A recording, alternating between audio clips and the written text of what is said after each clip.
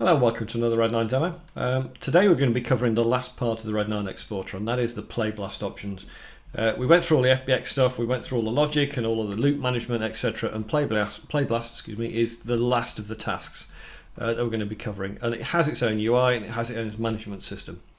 Now, like the FBX systems, these are global properties. In other words, whatever we set up in here is also exposed in our batch systems. And if we right click on any MAR files or groups of MAR files in our batch system, or we right click, that function will call exactly the same options as this, and it will find all of these tasks. So it's a batchable system. So a lot of these options are straight from the Playblast in MAR. So if we open the standard MAR UI, you'll see we've got the same sort of thing. We've got the formatting, the encoding, the quality, etc., etc. The whole purpose of the Playblaster is to bypass all of that and make it so that whatever you do, it's always consistent. Like I say, these are global settings in your MAR systems for Red9. First off, the format, obviously Qt, AVI, or an image, that's pulled straight from your system, as are the compression settings. So you set them and pretty much forget about it. Quality is the render quality of that movie. Scale is a percentage of this scale. So this, by default, we have a drop down for standard size movies. We kind of figured that rather than letting you set lots of random sizes, would set them as standard sizes. And then this scale is a percentage of those that the movie is created under.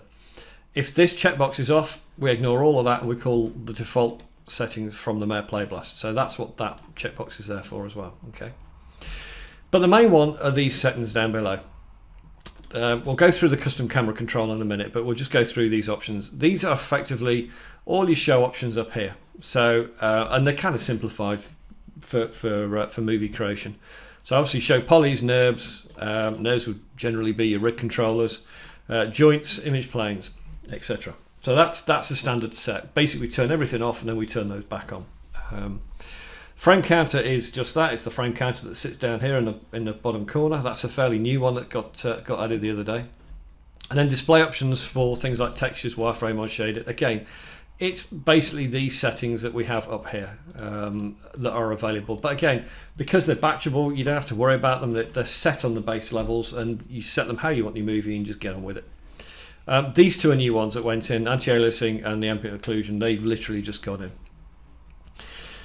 So all of that is fairly standard. The one that's really kind of custom is the camera control systems. So let's have a look at that. Okay, so the camera options. The first thing is that if that checkbox is off, all we're going to do is we're going to render it with the current camera that there is set for the model panel. We don't do any camera management in that case. If this is on, one of these will trigger. So the first one, in fact, before we do that, when we did the second video on the FBXs, I mentioned about the render meshes and how important they were. The render meshes in this case for these particular options are crucial, because that dictates what meshes there are that we need to focus in on and frame so that the camera is looking at something correct. And that's what the render meshes do in this case. We're using those to trigger which meshes are important and we should be focusing in on. Now, the first two options up here are exactly the same as these two in the Studio Pack. They've been there for a long, long time. It's just that they're exposed as settings in here so that for consistency, and they're actually really useful. So the first one, this camera tracking full, what it's going to do is, if we frame in on that, it's going to go to the first frame of the movie. It's going to get the character and it's going to hit F. It's going to frame that in.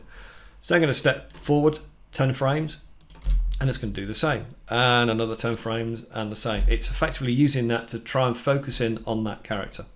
So let's just see what that looks like. We'll save that off. We'll hit the render. Off it goes.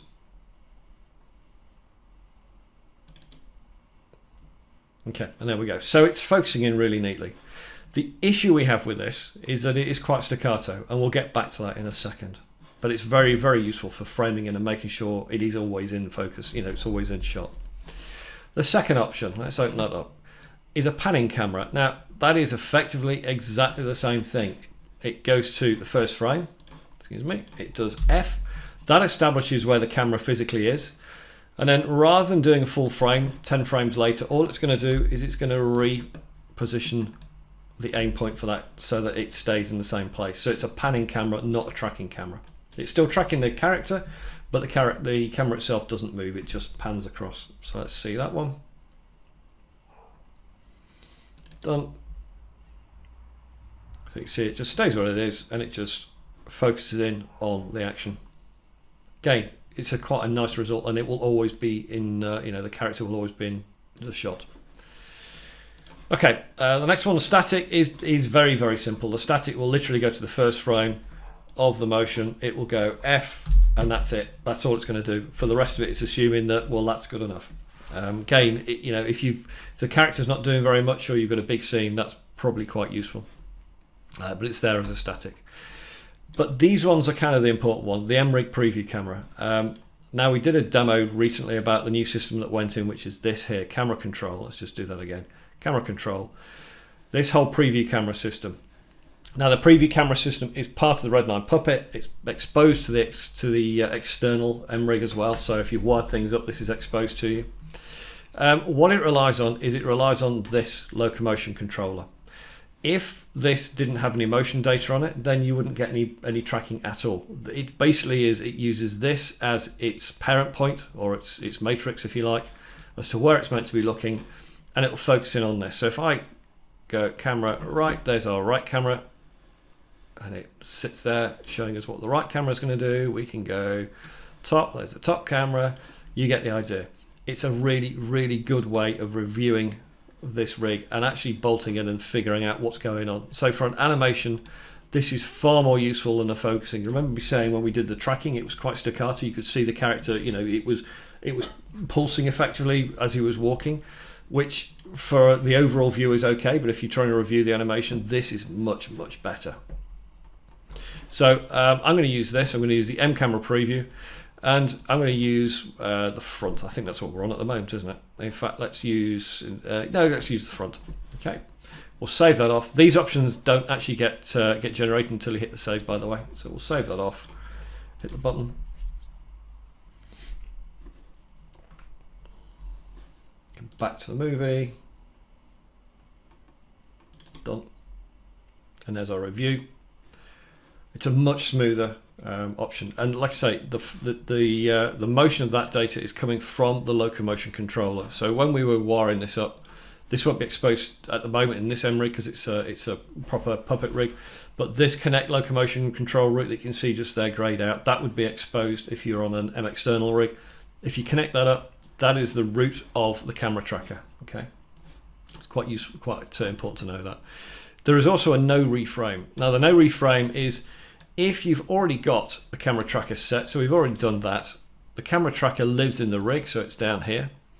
If I had a camera tracker and as an animator I kind of go, well, that's where I want to review this character. That's where I want to see what's going on. It's not front, left, right, back. It's a custom thing. If I put no reframe on that and I Playblast this, what it's going to do is it's going to look in a scene, it's going to see if there's a Playblast camera already in existence, and it's just going to use that camera. It's not going to do any reframing as it's doing the drawing. So that's what that particular option is there for. Hopefully those all make sense. Anyone that has been using this, you won't have noticed, well, you won't have got these because it won't be in the build until the new year. We've added a few extras, so we've got the anti-aliasing options, the ambient occlusion, the frame counter, they've all gone in recently, so let's just turn all those on properly. Just Playblast that again. Again, these are all things that we've been asked for in the past, so they're gradually going in. It's not until you do demos like this you realise what's still waiting to be done. So there's the frame counter. We've got the ambient occlusion turned on. It's nice and aliased. But again, just to reiterate it, all of these options are there for things like the batch processor. So if we do a batch processor, right-click, those are the Playblasts. They are also accessible in the R9 anim. So if we've got R9 anims here, we right-click over the R9 anim, we can Playblast an R9 anim. And the reason we can do that is because, generally speaking, the rig is referenced when you save the Red9 anim off. And because it's referenced, we store the reference information, we can restore the referencing, which means effectively we can restore that animation, and then we can restore the Playblast, so we can use the Playblasting options as well. So again, really, really useful options. Hopefully that all makes sense. By all means, let us know if you've got some more suggestions for these, if you start to use it. Don't forget to follow us on YouTube. We're on Twitter and Facebook as well. Check the new website out that went live last week. Thanks for watching, and see you again. Thank you very much.